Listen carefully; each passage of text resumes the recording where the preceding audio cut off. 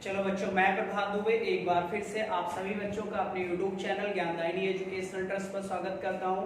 और good evening सारे बच्चों को। एक साथ वीडियो को लाइक शेयर जरूर कर दो, शेयर कर दो सारे बच्चे, फिर पढ़ाई करना शुरू करते हैं। और बच्चे, हम लोग ज्योग्राफी पढ़ रहे थे, है ना। कुछ बच्चों को थर्मल लैप्स रेट समझ में नहीं आया था, तो थर्मल लैप्स रेट बता दे रहे हैं, ये सारी चीजें तुरंत बता दे रहे हैं, फिर आगे बढ़ लेते हैं। ध्यान से देखो बच्चे, हमने आपको बताया था कि बच्चे आपको पता है कि ये हमारा जो है पृथ्वी का कट बनाया गया था और ये हमारा क्षोभ मंडल हुआ था। इसके ऊपर हमारा क्या है, समताप मंडल है। और हमने कहा था बच्चे ये 8 किलोमीटर तक है और ये 18 किलोमीटर तक है। ये 0 से है, ये 0 से है बच्चे। ये हमारा पोल है और ये हमारा इक्वेटर है। इक्वेटर पर 18 किलोमीटर तक जाओगे बच्चे तो आपको पता है टेम्परेचर क्या होगा, डाउन होगा। और ये बच्चे आपको ट्रोपोपॉज बताया था। ये बच्चे यहाँ पर संघनन की क्रिया बंद हो जाती है। यहाँ पर संघनन की क्रिया क्या हो जाती है, बंद हो जाती है। तो इसको हमने ट्रोपोपॉज पढ़ा था बच्चे की नहीं पढ़ा था? सारे बच्चे बोलो, ट्रोपोपॉज मैंने बताया था। और आपको पता है सर ये हमारा जो मंडल होता है वो कौन सा मंडल होता है, समताप मंडल होता है। अब समताप मंडल 18 से ऊपर जाओगे तो कितने किलोमीटर तक, 50 किलोमीटर तक। 50 से 80 किलोमीटर जाओगे तो आपको मध्य मंडल मिलेगा। और बच्चे 640 किलोमीटर तक अगर आप जाते हो तो आयन मंडल मिलेगा। और इसके बाहर जाओगे बच्चे तो वहिर मंडल मिलेगा। और हमने कहा था ये करीब 10,000 किलोमीटर तक है। कितने हजार किलोमीटर तक है, 10,000 किलोमीटर तक है। अब ये ट्रोपोपॉज मैंने बताया था। अब ध्यान से देखो बच्चे, हमने कहा था कि जब पोल्स से बच्चे हम ऊपर की तरफ जाएंगे, पोल्स से अगर मान लो पोल्स पर 0 डिग्री टेम्परेचर है और बच्चे इक्वेटर पर 30 से 32 डिग्री टेम्परेचर है, क्योंकि आपको पता है ना इक्वेटर गर्म होता है और पोल्स ठंडा होता है। मान लो यहाँ 0 डिग्री टेम्परेचर है। अब पोल्स से मैंने कल बताया था कि जब आप 1 किलोमीटर जाओगे तो 6.5, कितना बेटा, 6.5 बच्चे डिग्री टेम्परेचर में गिरावट आएगी। तो आपको पता है सर यहां से हम ऊपर की तरफ चले और कितने किलोमीटर पर पहुंच गए, 8 किलोमीटर। तो अगर हम देखें कि 6.5 को अगर 8 से गुणा कर दिया जाए तो करीब बच्चे -52 डिग्री आ रहा है टेम्परेचर। कितना आ रहा है, -52 आ रहा है। फिर हमने देखा कि सर हम इक्वेटर पर जब चल रहे थे, चलते गए। अब ध्यान से देखना डिफरेंस। अगर हम सतहों का टेम्परेचर पूछेंगे तो इधर 0 है और भूमध्य रेखा पर 30 से 32 है। और जब ऊपर जाओगे तो मान लो 1 किलोमीटर आप पहुंचे तो यहाँ पर 6.0 डिग्री टेम्परेचर में गिरावट, तो 32 में इतनी गिरावट आ जाएगी। और अगर आप बच्चे 18 किलोमीटर पर पहुंचे तो गुणा कर लो बच्चे, तो ये करीब -117 डिग्री टेम्परेचर डाउन निकल कर आएगा। 117 में सरफेस के टेम्परेचर को घटा दीजिए बच्चे, तो करीब बच्चे 87 डिग्री के करीब निकल कर आएगा। अब याद रखो सर कि जैसे जैसे बच्चे यहाँ पर ध्यान दे दीजिएगा, अगर हम पोल्स की बात करें तो यहाँ की जो निचली हवा होगी वो बहुत ही ठंडी होगी। और अगर भूमध्य रेखा की बात करें तो भूमध्य रेखा की जो निचली हवा होगी बच्चे, वायु होगी, वो बहुत ही क्या होगी, गर्म होगी। अब भूमध्य रेखा से ऊपर जाओगे तो टेम्परेचर में कमी आएगी। तो यहाँ की जो हवाएं होंगी बेटा वो बहुत ही क्या हो जाएंगे, ठंड हो जाएंगी। लेकिन ध्यान से देखो यहाँ पर ठंडी है बेटा, ठीक है। तो यहाँ की जो ऊपर वाली हवा हो जाएगी बच्चे, वो ऊपर वाली हवा क्या हो जाएगी, गर्म हो जाएगी, क्लियर हो जाएगा। अब यहाँ पर मैंने ये सारी चीजें आपको कल के वीडियो में बता दिया था। कल के वीडियो में बड़ी सारी दिक्कतें भी आ रही थी बच्चे, तो चलो मैनेज कर लो किसी तरीके से, आज वाला क्लियर हो जाएगा। अब ये तो मैंने बता दिया था, ठीक है, कि सर ऊंचाई बढ़ने के साथ साथ टेम्परेचर में लगातार गिरावट आती थी। अब इसे हम लोगों ने पढ़ा था थर्मल लैप्स रेट, यही तो पढ़ा था बच्चे, थर्मल लैप्स रेट बेटा। इसे हमने 2 टुकड़ों में बांट दिया था। हमने कहा था ऊंचाई बढ़ी तो आपका टेम्परेचर गिर गया। अब यहाँ पर मैंने आपको 2 बता दिया था, एक पॉजिटिव लैप्स रेट बताया था, इसे हम कहते हैं बच्चे सामान्य ह्रास दर।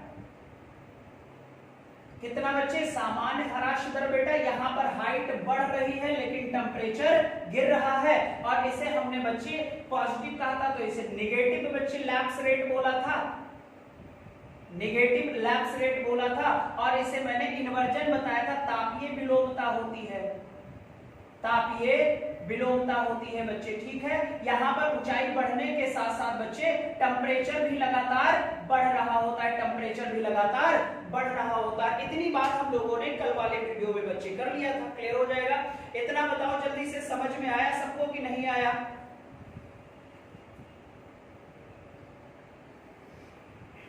सारे बच्चे बताएंगे समझ में आया कि नहीं आया।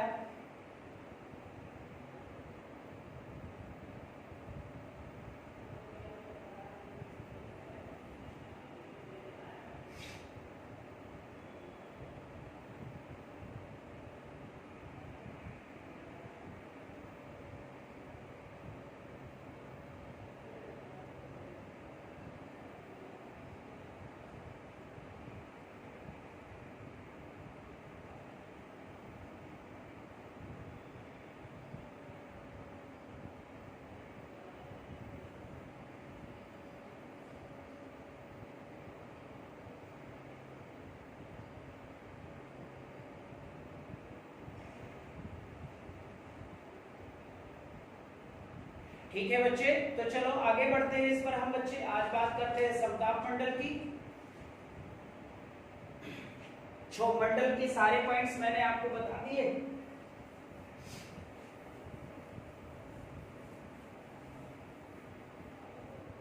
अब हम इस मंडल की बात करेंगे बच्चे, ठीक है, जिसका नाम है समताप मंडल।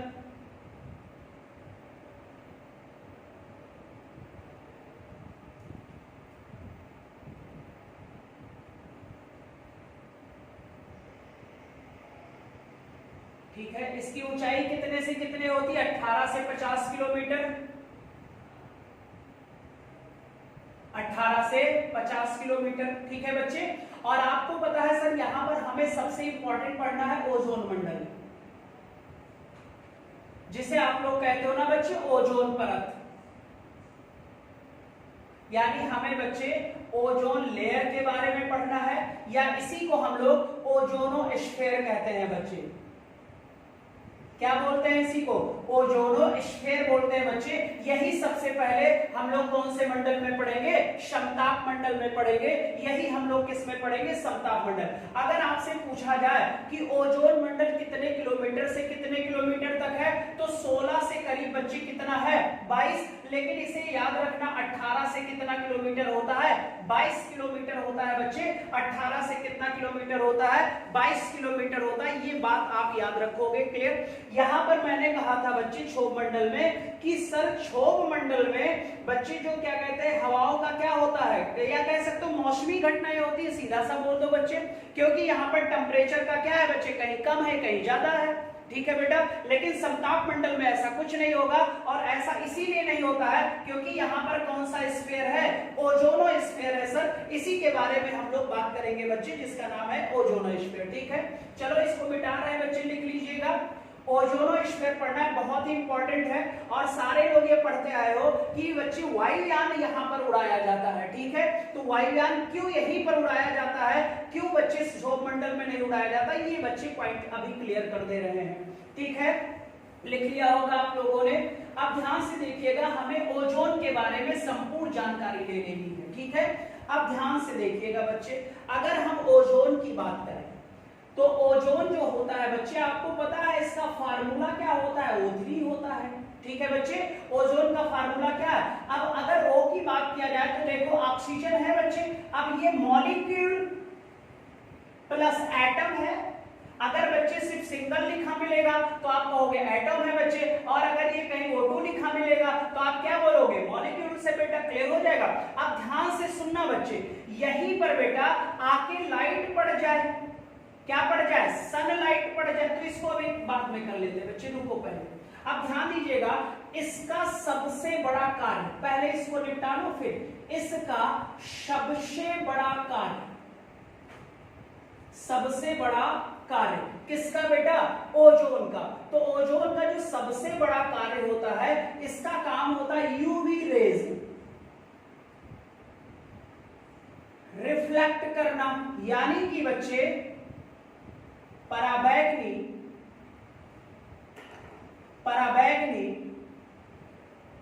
किरणों को परिवर्तित करना। पराबैंगनी किरणों परिवर्तित करना, और परिवर्तन के साथ साथ बच्चे ये यूवी रेज का एब्जॉर्प्शन भी करती है, यानी अवशोषित करना। यूवी रेज का क्या करना? अवशोषण करना बच्चे, अवशोषित करना बच्चे। ये 2 पॉइंट होता है, आप याद रखोगे बच्चे। यही सबसे बड़ा कार्य होता है ओजोन मंडल का, ठीक है, ओजोन का बच्चे। इसे नोट करो और बताओ यहां समझ में आया?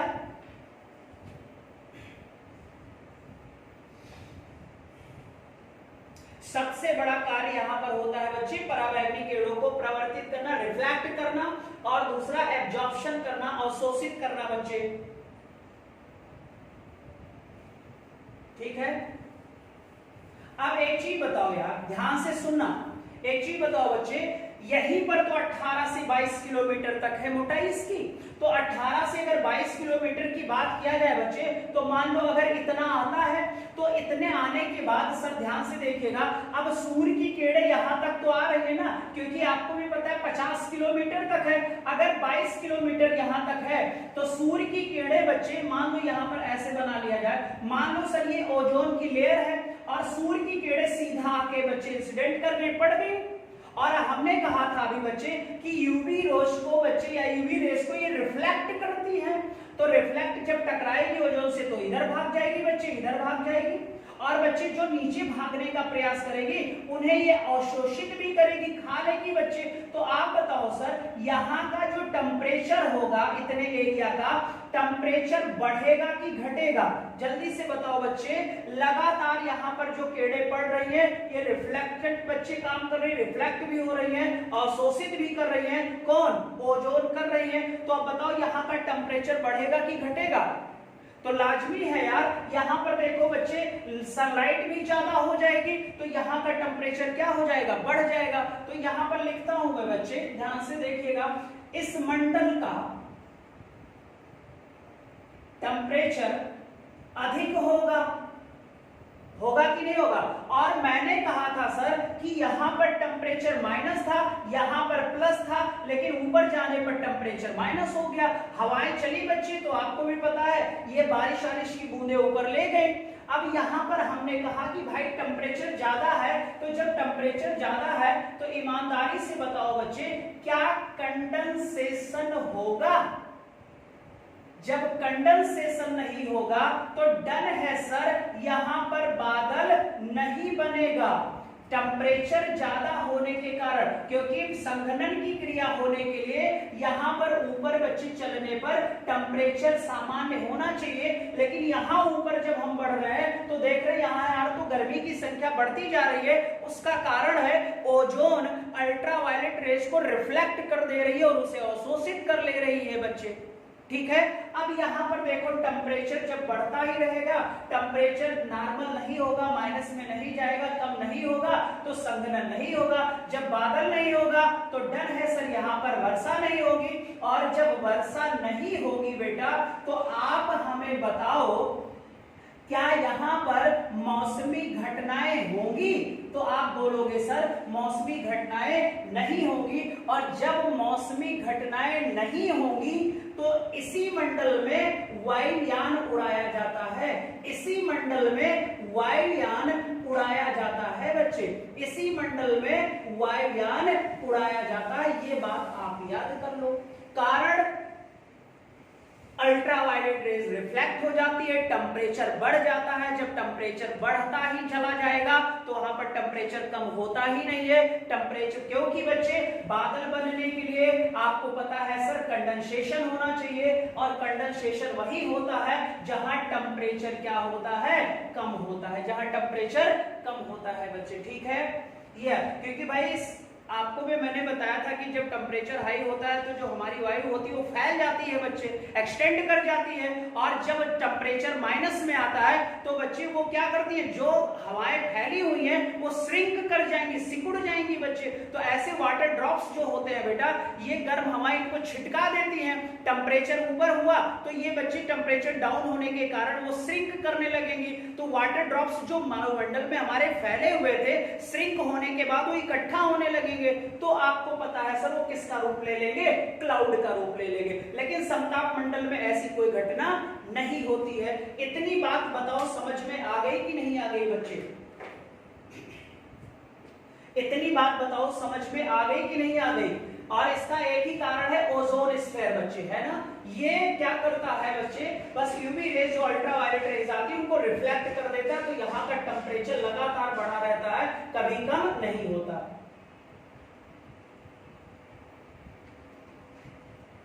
ये बात आप लोग सारे बच्चे याद रखोगे।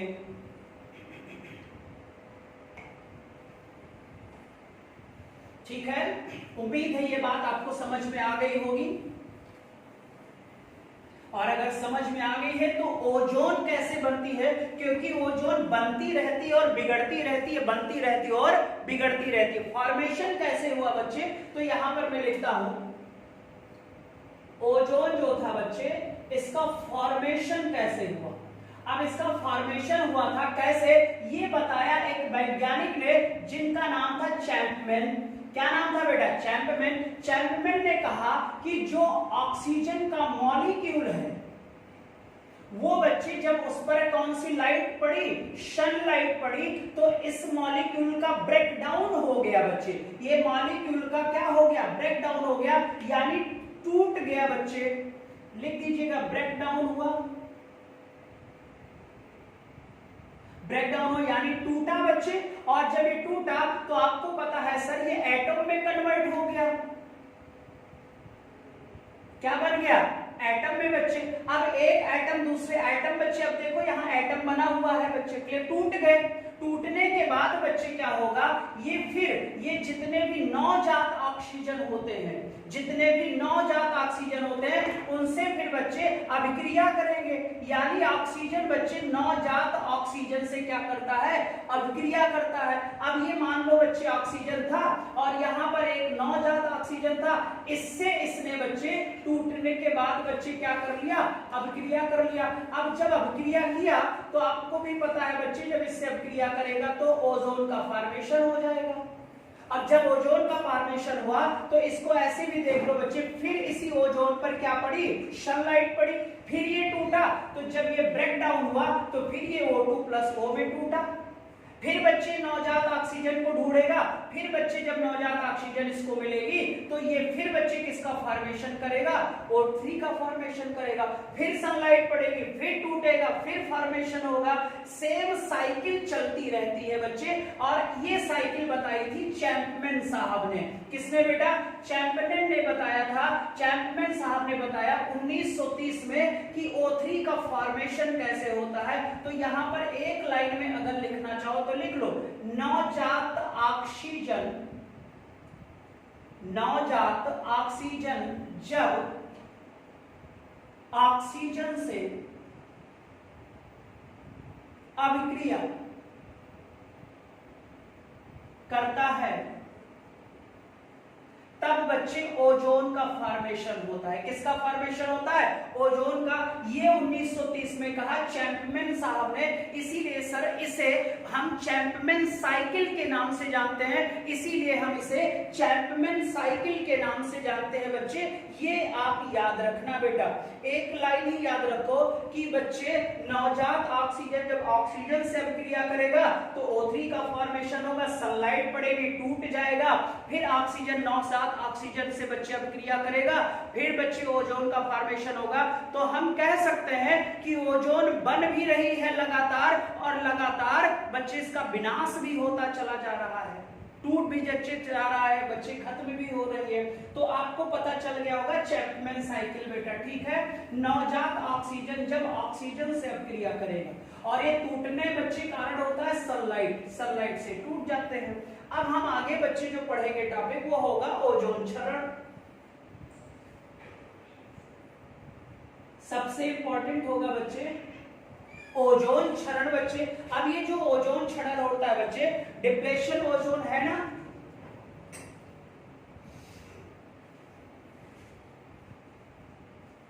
अब ओजोन क्षरण, अब ओजोन क्षरण के लिए सबसे बड़ी रिस्पॉन्सिबल है CFC और HFC बच्चे, क्लोरोफ्लोरोकार्बन, हाइड्रोफ्लोरोकार्बन बच्चे। और क्लोरीन के अणु परमाणु क्लोरीन के एटम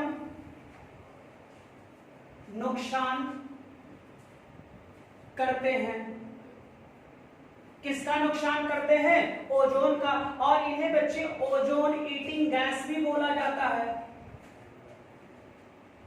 ओजोन ईटिंग गैस भी कहते हैं। अब ये सब बच्चे आपको पता है एसी से निकलती हैं, फ्रिज से निकलती हैं, रेफ्रिजरेटर से निकलती हैं बच्चे। किससे निकलती है? रेफ्रिजरेटर से निकलती है। आप चाहो सर तो इन सब का, आप चाहो तो सर इन सब का प्रयोग मत करो, तो बच्चे जब ये प्रयोग नहीं करोगे तो आपको भी पता है सर ओजोन का फॉर्मेशन होता रहेगा, फिर उसका विनाश, उसका क्षरण नहीं होगा, क्योंकि ये गैसें बच्चे ना ओजोन को खाने का काम करती हैं। जब ओजोन खा लेंगी सर तो ओजोन का जो होल होगा वो होल क्या होता रहेगा? बढ़ता रहेगा। और जब ओजोन बढ़ जाएगा, होल बढ़ जाएगा, तो क्या ओजोन लेयर अल्ट्रावायलेट रेज का अवशोषण कर पाएगी? नहीं कर पाएगी। तो आप बताओ बच्चे उनकी संख्या यानी अल्ट्रावायलेट रेस की संख्या पृथ्वी पर बढ़ेगी कि नहीं बढ़ेगी? बढ़ जाएगी सर। तो अल्ट्रावायलेट रेस की संख्या जब बढ़ेगी तो बताओ ग्लोबल वार्मिंग होगा कि नहीं होगा? डन है, होगा भाई। टेम्परेचर बढ़ जाएगा तो ग्लोबल वार्मिंग ही तो होगी। और प्लस बच्चे जब ये अल्ट्रावायलेट रेज हमारे स्किन पर पड़ेगी तो फेयर स्किन वाले लोग हैं, जो ब्लैक वाले तो उतना नहीं, लेकिन फेयर स्किन वालों में बच्चे ल्यूकोडर्मा नामक रोग हो जाता है, या बच्चे आप स्किन कैंसर कहोगे। अब स्किन कैंसर वाला जो महाद्वीप होता है, जो कॉन्टिनेंट होता है, वो ऑस्ट्रेलिया महाद्वीप होता है। मैं अभी सारी चीजें यहीं पर बताऊंगा बच्चे, ठीक है? ये याद रखा बच्चे, इसे हम ईटिंग गैस कहते हैं, ओजोन ईटिंग गैस बेटा। अब ओजोन का जो क्षरण हो रहा था सर, ओजोन का जो क्षरण हो रहा था, सबसे पहले हमें ओजोन क्षरण के बारे में बताया था बच्चे। एक साइंटिस्ट थे जिनका नाम फॉरमैन था। 1984 में फॉरमैन जो एक साइंटिस्ट थे, वैज्ञानिक थे, बताया कि अंटार्कटिका कॉन्टिनेंटल यानी अंटार्कटिका महाद्वीप बेटा, अंटार्कटिका महाद्वीप में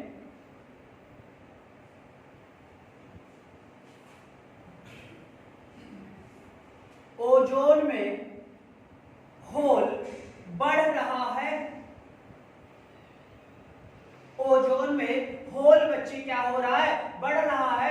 ऐसा कहा था फॉरमैन साहब ने। कब कहा? 1984 में कहा, और कहा कि अंटार्कटिका कॉन्टिनेंटल पर ओजोन के होल लगातार बढ़ रहे हैं सर। और आपको पता है वहां तो सिर्फ ठंडी ही है बच्चे, माइनस में टेम्परेचर रहता है। क्या कारण है बच्चे? इसी को तो सब पता करने में लगे हुए हैं। क्या कारण है बच्चे कि यहाँ पर होल की संख्या लगातार बढ़ रही है। या बच्चे यहाँ पर लिखे ओजोन में ओजोन का अत्यधिक क्षरण हो रहा है, ऐसे लिख दो बच्चे, ज्यादा अच्छा रहेगा। अत्यधिक क्षरण हो रहा है, ऐसा किसने कहा था? तो आप बताओगे फॉरमैन साहब ने कहा था। कौन से सन में कहा बेटा? 1984 में कहा था। 1984 में कहा था बच्चे, क्लियर हो जाएगा? कहा था। अब ध्यान से देखो बच्चे, यहां पर ध्यान से देखिएगा।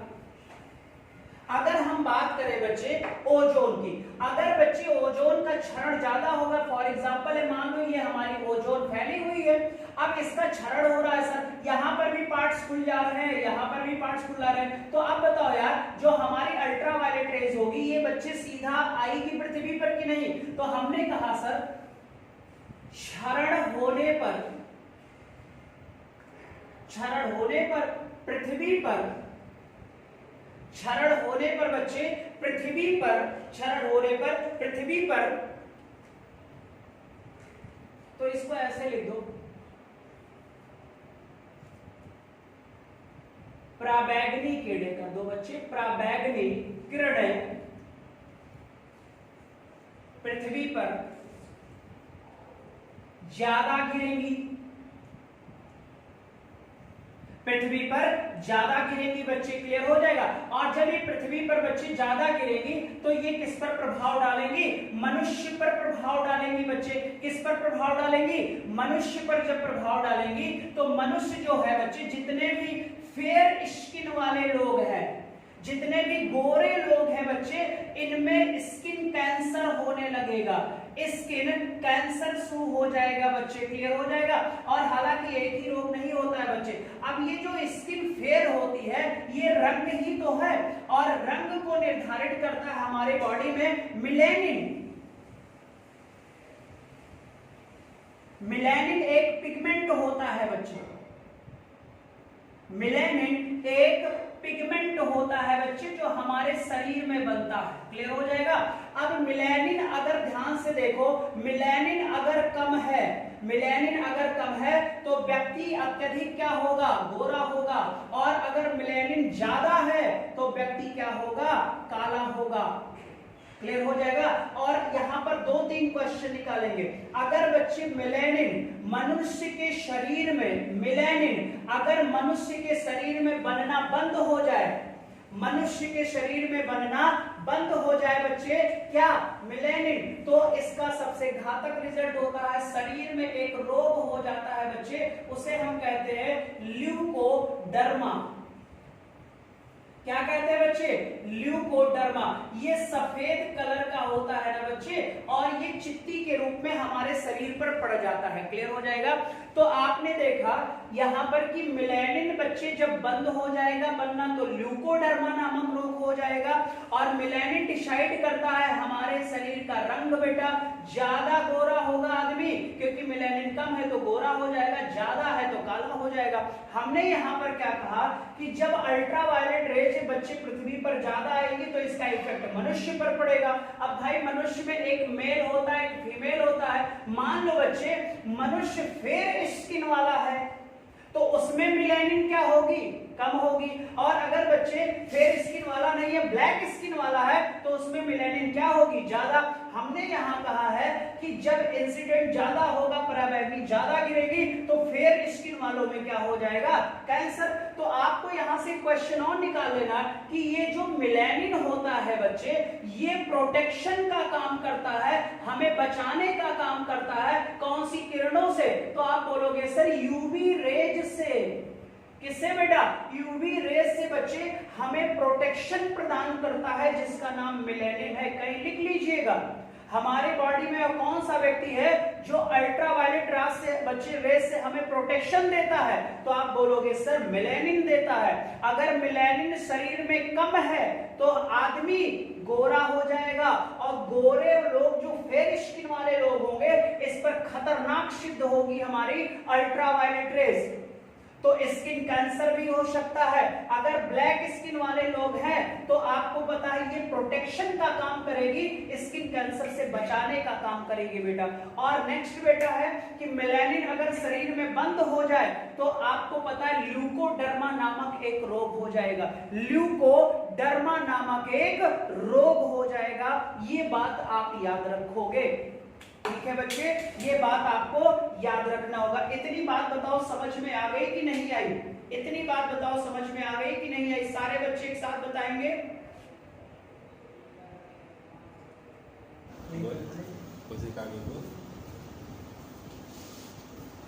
चलो बच्चों इतनी बात समझ में आ गई, सारे बच्चे एक बार कमेंट्स कर दो, यस कि नो बच्चे जल्दी से करिए। हमने कहा था बच्चे ध्यान से देखिएगा, अगर ओजोन का क्षरण होगा, और ओजोन का क्षरण बच्चे आपको पता है CFC क्लोरीन के क्या कहते हैं एटम बेटा, और HFC बच्चे गैसों का अगर उत्सर्जन आप ज्यादा करोगे तो डन है सर, ये ओजोन को खाने का काम करेंगी बच्चे, ईटिंग का काम करेंगी। और जब ओजोन को खाएंगी बच्चे, जब ओजोन के लेयर की कमी होगी तो बच्चे आपको पता अल्ट्रावायलेट रेज सबसे ज्यादा किधर आएंगी, पृथ्वी पर आएंगी। और जब ये पृथ्वी पर आएंगी बच्चे तो हार्मफुल हो जाएंगे, किसके लिए, मनुष्य को बच्चे इफेक्ट करेंगे, इनके लिए नुकसानदेह होगा, हार्मफुल हो जाएगा। और अगर मनुष्य को प्रभाव होगा तो मनुष्यों में सबसे ज्यादा बच्चे नुकसानदेह किसके लिए होती है, तो हमने कहा फेयर स्किन वालों के लिए। अब ये बच्चे जो फेयर स्किन और ब्लैक स्किन वाला मैटर होता है, ये एक पिगमेंट निर्धारित करता बनता है, इस पिगमेंट का नाम क्या लिखा मैंने? मेलेनिन लिखा मैंने। मेलेनिन एक पिगमेंट है जो हमारी बॉडी में बनता रहता है। अगर ये पूर्णतया बंद हो जाएगा बच्चे तो ल्यूकोडर्मा नामक रोग हो जाएगा, शरीर में बच्चे व्हाइट व्हाइट स्पॉट्स पड़ जाएंगे, कुष्ठ रोग की संख्या बढ़ जाएगी। फिर अगर मैंने कहा मेलेनिन बॉडी में कम है तो जितना कम होगा उतना ही व्यक्ति क्या होगा? गोरा होगा, और जितना गोरा व्यक्ति होगा उतना ही उस व्यक्ति पर नुकसानदेह होगा अल्ट्रावायलेट रेज बेटा। और मैंने लिखा ना यहाँ फेयर स्किन वालों में क्या हो जाएगा? स्किन कैंसर हो सकता है बच्चे। अब ध्यान दीजिएगा, मेलेनिन ज्यादा है तो व्यक्ति क्या होगा? काला हो जाएगा, और मेलेनिन जब बच्चे काला व्यक्ति तो काले व्यक्ति पर उतना नुकसानदेह नहीं होता है, क्योंकि मेलेनिन बच्चे मनुष्य के शरीर का प्रोटेक्शन का भी काम करती है, बचाने का भी काम करती है अल्ट्रावायलेट रेज से बच्चे। ठीक है, इतना मैंने आपको बता दिया। तो यहाँ पर मैंने होने वाले अपने ऊपर नुकसान के बारे में भी बता दिया, मैंने मेलेनिन भी बता दिया और ल्यूकोडर्मा भी मैंने बता दिया। अब बताओ बच्चे, इतनी चीज तो आपको याद रहेगी ही रहेगी बच्चे, ठीक है कि नहीं रहेगी? जल्दी से बोलो, सारे लोग बोलो। ठीक है बच्चे, अब यहां पर हमें एक क्वेश्चन और बना लेना है कि बच्चे जो ओजोन है, ओजोन की मोटाई हम किस में मापते हैं? ओजोन की मोटाई हम किस में मापते हैं बच्चे? तो आपको पता है कि ओजोन की जो यूनिट होती है उसे डॉप्सन कहते हैं। ओजोन की मोटाई बच्चे क्या है? डॉप्सन है बच्चे। 1920 के करीब बच्चे एक वैज्ञानिक थे, 1920 के करीब बच्चे एक वैज्ञानिक थे जिनका नाम डॉप्सन था। क्या नाम था बच्चे? डॉप्सन ने क्या किया बच्चे? ओजोन की मोटाई मापने के लिए एक स्पेक्ट्रोफोटोमीटर खोजा। स्पेक्ट्रोफोटोमीटर बच्चे,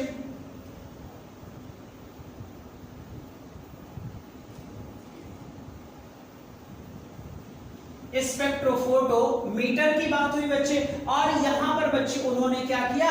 इसी से जब मोटाई मापी बच्चे तो इसी वैज्ञानिक के नाम से ही बच्चे ओजोन की यूनिट बना दी गई बच्चे। ओजोन की जो यूनिट होती है वो क्या होती है? डॉप्सन होती है। इसे कहीं लिख दीजिएगा, कहीं कहीं डॉप्सन मिलेगा तो आप ओजोन लगाओगे, और अगर गलती से बच्चे डेसिबल मिल गया तो कंफ्यूज मत होइएगा डॉप्सन और डेसिबल में। डेसिबल को डीबी में शो करते हैं और ये ध्वनि की बच्चे मापन इकाई होती है, याद रखिएगा ध्वनि की बच्चे। ठीक है, डेसिबल तीव्र ध्वनि जो निम्न ध्वनि होती है, और सामान्य बोलचाल वाली जो ध्वनि होती है वो 45 से 60 बच्चे डीबी होती है। ठीक है, 45 से 60 बच्चे याद रखोगे।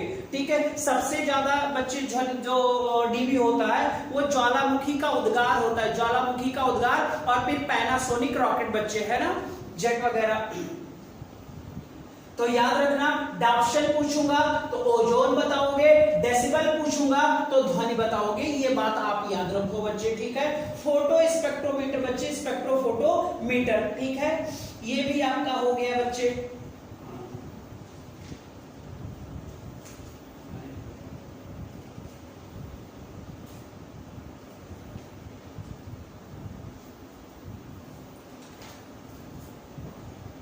ठीक है बच्चे, चलिए आगे बढ़ते हैं। कोई बच्चा हमको जल्दी से बताए कि ओजोन दिवस कब मनाया जाता है, यानी ओजोन क्षरण दिवस कब मनाया जाता है? ओजोन क्षरण दिवस कब मनाया जाता है? जल्दी से बोलो बच्चे, ओजोन क्षरण दिवस कब मनाया जाता है? ओजोन क्षरण दिवस अगर पूछा जाए तो आप बोलोगे 16 सितंबर। क्या बोलोगे? 16 सितंबर बोलोगे बच्चे, 16 सितंबर। और मैंने बता ही दिया था बच्चे कि जब यहाँ का टेम्परेचर भाई हाई रहेगा, टेम्परेचर डाउन होगा ही नहीं बच्चे, निम्न होगा ही नहीं, तो यहाँ पर पक्का मौसमी घटनाएं नहीं होंगी, तो वायुयान, इसीलिए बच्चे लिख दे रहा हूं फिर से मैं, मौसमी घटनाएं नहीं होंगी,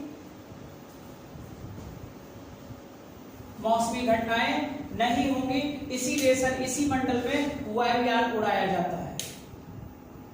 इसीलिए बच्चे इस मंडल में वायुयान उड़ाया जाता है, ये बात आप याद रखो बच्चे। और एक चीज बच्चे, जिस तरीके से हमारे यहाँ टेम्परेचर बढ़ रहा है और हम ओजोन को विनाश बच्चे करते जा रहे हैं, ओजोन का क्षरण कर, एक समय ऐसा आ जाएगा कि ये जो आईब्रो है बच्चे और बाल है ये मनुष्य के शरीर से गायब हो जाएगा। ये समय जरूर आएगा। आप इमेजिनेशन करो कि बच्चे बिना आईब्रो के आप कैसे लगोगे, एक बार सोच कर देख लो, बड़ा बेहतरीन लगेगा बच्चे। और इसके रिस्पॉन्सिबल आप हम होंगे बेटा, ठीक है। और एसी की हवा हम लोग खाएंगे, बिना फ्रिज का पानी नहीं चलता है तो इसका नुकसान भी तो झेलोगे। कब टेम्परेचर देख लो बच्चे कैसा है, ये सारे कारण मनुष्य है बेटा। हम डेवलपमेंट में इतना बच्चे सुमा हो गए हैं कि हमें अपने नेचर के बारे में कोई ख्याल ही नहीं रह गया बेटा। अरे नेचर को ही बच्चे नहीं बचाओगे तो आप पृथ्वी पर क्या करोगे फिर? ये याद रखो बच्चे, नेचर को सुरक्षित रखना हमारा फंडामेंटल ड्यूटीज है। मनुष्य को भी समझना चाहिए बच्चे कि एक पेड़ काट रहा हूं तो उसकी वजह से 4 पेड़ लगा सकता हूं बच्चे, लेकिन आदमी पेड़ बच्चे काट के खा पी के फिनिश कर जा रहा है। और आज यही कारण है बच्चे, बिन मौसम वर्षा हो रही है, जहां ठंडी पड़नी चाहिए वहां गर्मी पड़ रही है, जहां गर्मी पड़नी चाहिए वहां ठंडी पड़ रही है। यही हो रहा है बच्चे, कब क्या हो जा रहा है। और ऊपर से तो कोरोना ने वैसे बैंड बजा कर रख दिया है, ठीक है। तो ये हमारा बच्चे समताप मंडल वाला पॉइंट था जो मैंने आपको पढ़ा दिया। अब समताप मंडल के बाद हम लोग बच्चे बढ़ते हैं मध्य मंडल की तरफ। कौन से मंडल की तरफ बच्चे? मेसोपॉज की तरफ बढ़ते, यानी मध्य मंडल बेटा, ठीक है।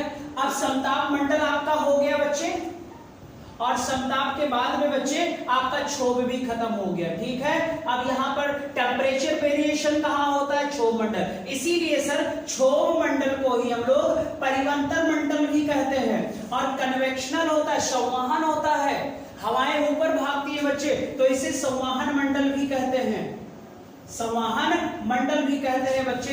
ये क्षोभ मंडल, संवहन मंडल, ट्रोपोस्फीयर, ये सारे नाम हमारे क्षोभ मंडल के हैं बेटा, ठीक है। स्ट्रेटोस्फीयर भी आपका फिनिश हो गया। तो आप बताओगे सर, मैं पूछूं क्वेश्चन कि ओजोन लेयर कहां है, तो आप बोलोगे समताप मंडल में। ओजोन का फॉर्मेशन कैसे होता है?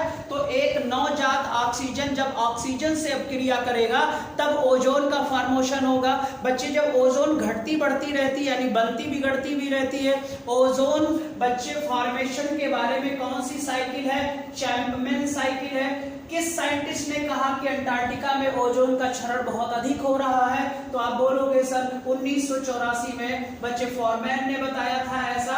डॉप्सन इकाई है बच्चे किसकी? ओजोन की। और इसको मिस्टर डॉप्सन ने बच्चे स्पेक्ट्रोफोटोमीटर से मापा था। क्लियर हो जाएगा। तो आज बच्चे हम लोग इतना ही करेंगे, सिर्फ समताप मंडल ही आज पढ़ेंगे। कल का जो वीडियो होगा मध्य मंडल, आयन मंडल पढ़ लेंगे और एक्सोस्फीयर पढ़ लेंगे, उल्का पिंड के बारे में भी बताएंगे, ठीक है। आज के लिए बस इतना ही बच्चे, बाय बाय, टेक केयर बेटा। सारे बच्चों को एक साथ गुड नाइट बच्चे, बाय बाय।